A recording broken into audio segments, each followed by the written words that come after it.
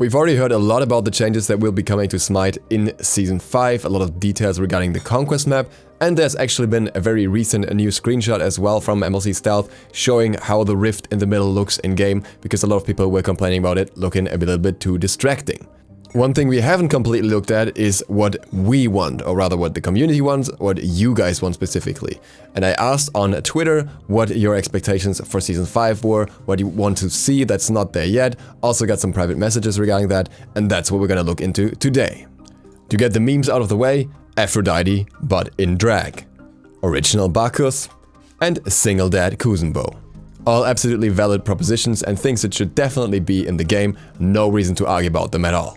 And with that, let's get to some more serious points, some of which I will address a little more in detail because I maybe have a bit of an own opinion on them, or maybe have some knowledge on how they could or could not be implemented, and with others I will just briefly glance over them because there's not too much to say about them. The first one comes from Hi-Res Alpha. First tutorial for new players when loading up the game should be Conquest and should take them through all the fundamentals. I think that a start in other starting modes, basically in other tutorials, is fine, just to learn the base mechanics, but I think you should definitely be thrown onto the Conquest map once before you finish all the practicing modes, so I at least halfway agree with that. The very base mechanics don't necessarily have to be learned on Conquest, as the map is maybe more confusing than anything when you're still learning to use WASD. The next one is from AJ Parker. I would like to see wards in a similar fashion to LoL. As many things they do wrong, having wards Oracle Lens have their own inventory slots and button, as well as being free a la relic like, would make more people place more wards. Just like turning actives into relics. Now for the longest time Smite used to have a relic that would give you wards, no longer the case because no one is buying it. But the thing is that even back then it would always take up a relic slot, whereas in League of Legends there's a dedicated slot just for the wards. I can see that being a good thing, especially in lower ranks, to encourage people to at least place some wards throughout the game and generally teach them the use of wards. Andrew says a lot more items for flex picking capabilities, specifically new and more creative passives. There were actually a lot of people asking about new items. I think we will be seeing new items for the next season. How many is another question. At the end of the day, I think if it's too many items, it just gets chaotic and hard to keep track of. I'd rather have more items in the current collection of items being viable than having an excessive amount of them. Matthew wants another Celtic assassin before another assassin. That may not happen from what we've heard so far. We'll see exactly what the Hi-Res Expo god will be, if it actually will be an assassin or something else. Christian O'Neill says less frequent god releases, better tutorials since I'm tired of playing carry since all of the random carries overextend in lane when there are wards and we call missing and they blame it on us. Changing a lot of gods and items in their entirety. The old active system too. The old active system is a bottomless pit discussion that I'm not going to go into. Less frequent god releases may happen down the road from what we've heard from Hi-Res so far, and they're kind of slowing it down at the moment a little bit at least, and better tutorials I absolutely agree on. GFSZK has a ton of points, actually it was 3 tweets. The point that I found most interesting here was a second valid option to Bombers for junglers and a second valid option to Watchers for supports. This I think is something that would be really cool to see, just a more aggressive or defensive choice or whatever for either of them, as well as more build options for attack speed mages again. And most importantly, less bugs please, I think we can all agree on that one. Heimdallr wants less cluster of allies and enemies in the mid lane right from the start. Mid is now more of a duo lane than duo itself. I agree on that one very much, and I think that will actually happen from what we've heard regarding the jungle changes and the XP changes at all. That should probably be the case.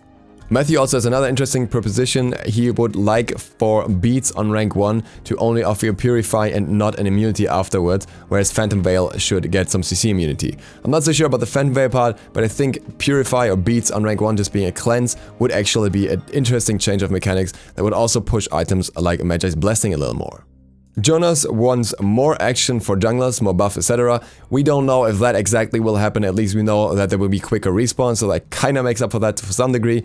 And more prioritization to the Smite esports. That I think is likely to happen. With Conquest being changed, there will probably be a big push in that department just to promote Smite in any way as much as possible, which is just easier when you have a new map that goes along with that and creates more hype.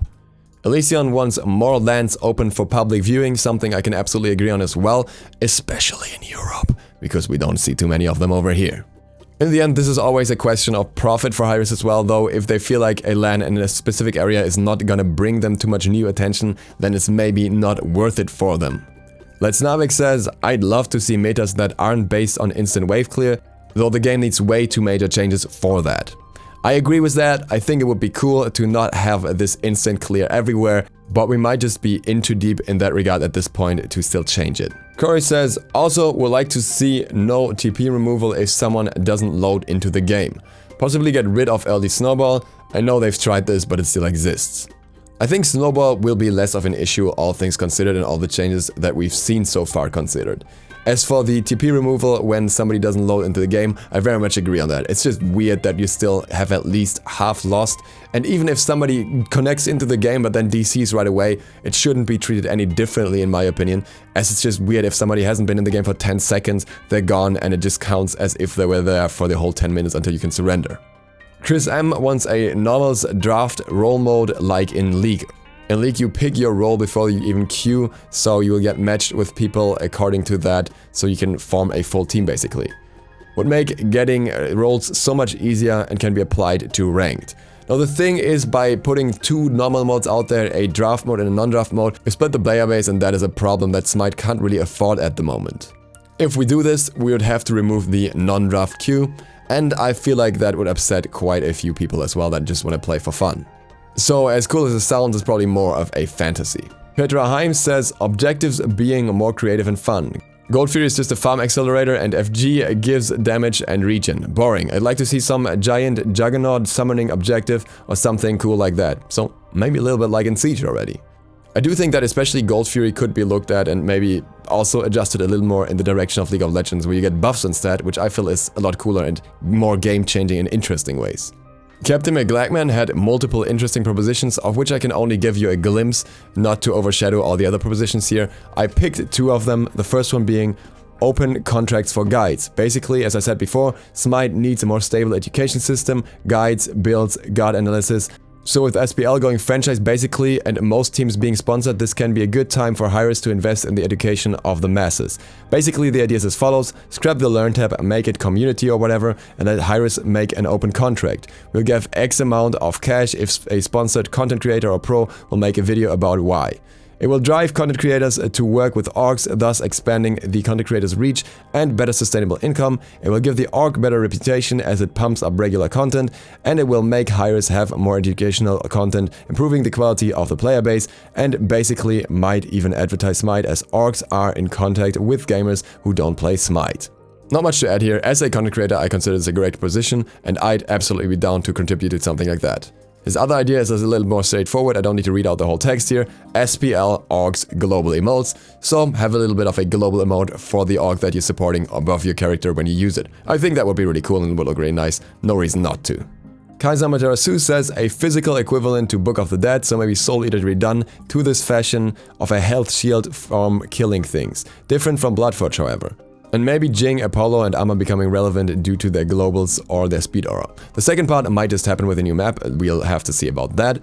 But yes, the first part would be something that I think would be interesting, giving the shield to an item up front, not exactly like Bloodforge, because that would probably be a bit too strong, but rather just a bit of a shield.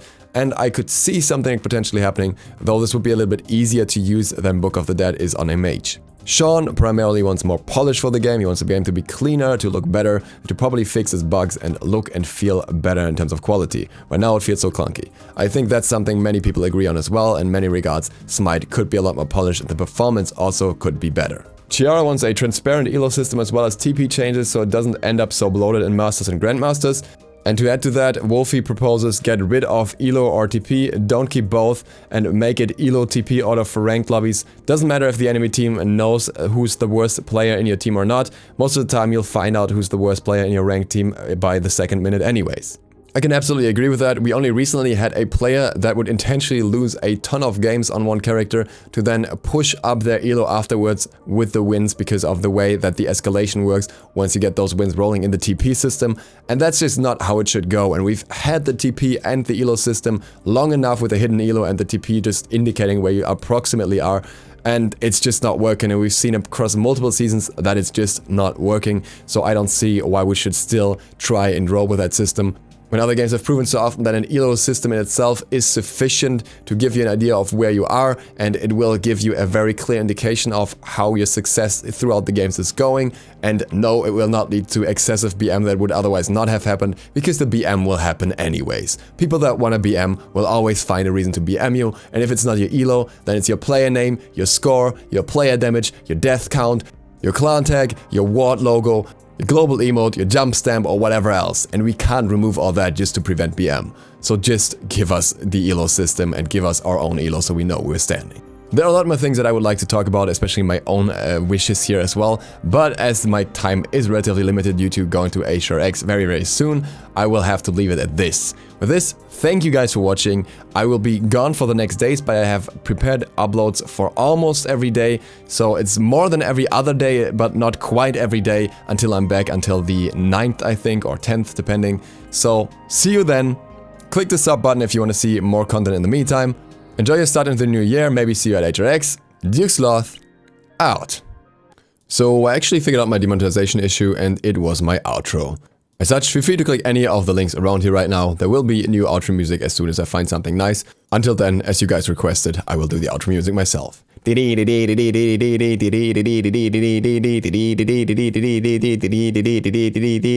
You're welcome.